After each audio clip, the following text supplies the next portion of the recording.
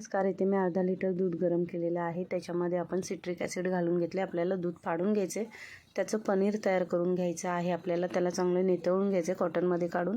त्यानंतर पाकासाठी 1.5 ग्लास पाणी, थोडीशी वेलची पावडर, 1 वाटी साखर घातलेली आहे. त्याच्यानंतर छेना आपला तयार झाला आहे.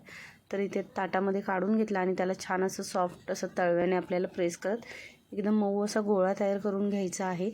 तर इथे बघा छेना आपला सॉफ्ट असं मळून घेतला आहे. त्यानंतर त्याच्यामध्ये पाव चमचा मैदा घेतलेला आहे आणि छेना पुन्हा आपला चांगला मळून घेतला आहे.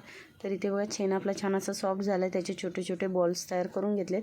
आपण जे पाणी ठेवलं होतं साखरेचं उकळत, त्याच्यामध्ये बॉल्स सोडून घ्यायचे आहेत. झाकण ठेवायचं आहे. चांगलं 15 ते 20 मिनटं वाफवून घ्यायचे आहेत. इथे वाफवून घेतल्यानंतर बाउलमध्ये काढून घेतले. वरून केशरचं दूध घातलेलं आहे.